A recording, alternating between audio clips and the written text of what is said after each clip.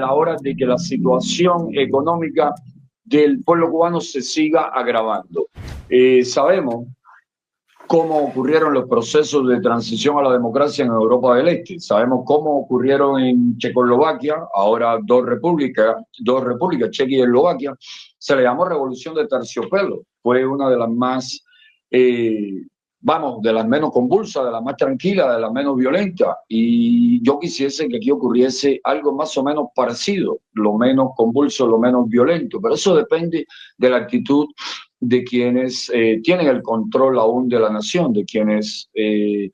son dueños aún de Cuba.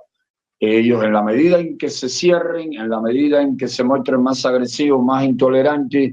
en la medida en que más encarcelen, torturen y hasta maten a quienes disienten, a quienes se le oponen, ellos van cerrando las puertas cada vez más a ese proceso lo menos convulso posible, lo más pacífico que podamos tener. Ahí yo le preguntaría a cualquier cubano de dentro y de fuera, ¿estaría dispuesto a aceptar eso? ¿Estaría dispuesto a un tipo de negociación como hizo la oposición de Chile con Pinochet para que se llegue, no sé, a un plebiscito o a elecciones libres o a una asamblea constituyente? Y entonces, después que la mayoría de los cubanos, la mayoría de los que viven dentro y vivan fuera respondan que yo te voy a dar la respuesta ahora, la mayoría va a decir, mira, si hay que perdonar para poder democratizar y comenzar un proceso de transición serio en Cuba y dejar atrás esta triste página de la historia de nuestra patria. La inmensa mayoría de los cubanos va a querer llegar a ese acuerdo si ese acuerdo es serio y están todas las garantías y hay garantías internacionales de que no va a ser una jugada, una estafa de la tiranía. José Daniel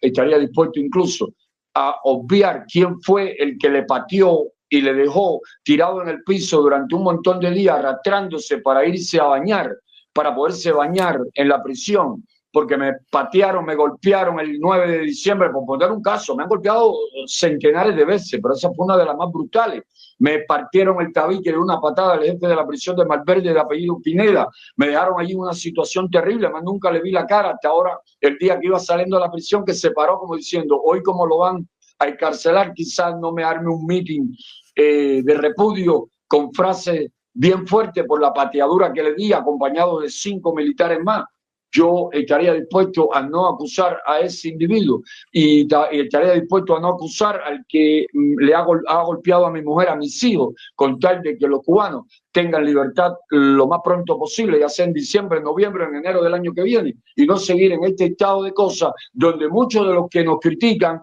porque planteamos opiniones como esta de reconciliación, de diálogo serio y respetuoso, pero para llegar a un diálogo serio y respetuoso hay que tener fuerza política y mostrarla en las calles de Cuba y ante el mundo. Y que si tenemos a muchos que critican cualquier actitud como esta, de una manera incluso ofensiva, nos ofenden, nos acusan, nos atacan, sin haber pasado nunca por una prisión, sin saber lo que es acostarse sin comer durante una semana entera, porque no hay más que un poco quizás de agua de azúcar, que eso ya es bien difícil encontrar azúcar para un pobre en Cuba, para que alguien que viva con una jubilación, sin saber qué es tener un dolor de cabeza o tener la presión altísima a punto de infartarte y no tener enalapril o captopril para bajar tu tensión arterial, sin saber nada de eso. Cuando usted tiene comida, cuando usted tiene medicina, cuando usted tiene aire acondicionado, usted no piensa igual que cuando usted no tiene que comer, cuando usted está enfermo y no tiene medicina, y cuando usted le están dando palos, golpes constantemente. Yo tengo el récord del cubano que en los últimos 60 años más allanamiento le han hecho en su morada. Yo tengo el récord y eso he investigado a profundidad antes de ir a esta prisión. A nadie, más que a mí, a mi familia, nadie le han asaltado más la vivienda, le han golpeado a la familia, le han robado desde la leche del niño hasta la silla donde uno se sienta a comer, hasta el televisor con que el niño ve los muñequitos, hasta los juguetes de mis hijos pequeños se lo ha llevado la policía política. Eso y otra cosa mucha más que podría contarte, pero no quiero seguir abusando del tiempo del toque. Entonces,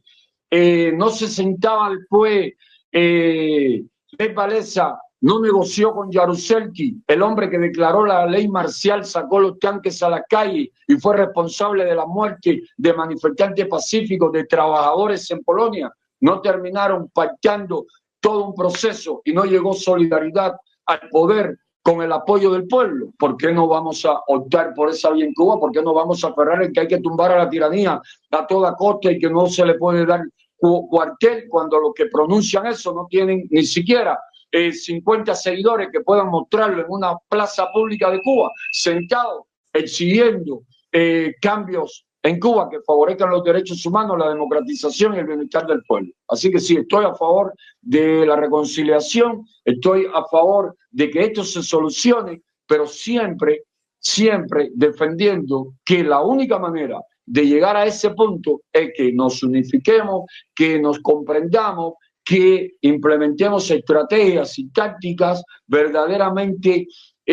útiles para conseguir la fuerza política necesaria para tener un movimiento como que el que Gandhi tuvo en la India y llevó a los ingleses a concederle la independencia, o como el que tuvo solidaridad en Polonia y llevó a los polacos a salir del comunismo, o como el que ocurrió en Chile y llevó a Pinochet al plebiscito, que perdió incluso por un margen estrecho, pero lo perdió. Se corrió el riesgo de que lo ganase y siguiese con su régimen, pero lo perdió. Es decir, cualquier cosa ética y moral con tal de solucionar el problema de Cuba. Lo indigno, lo más indigno de todo esto es aferrarse a que los quiero tumbar, a que los odio y los quiero muertos, que no es cristiano, no es sano, no es de alguien que tenga una salud mental y moral buena, eso de estar odiando aún a aquellos, los más criminales, los más abusadores, los que más daño han hecho. La cuestión es resolver de manera no violenta lo más pronto posible el grave sufrimiento de toda una nación.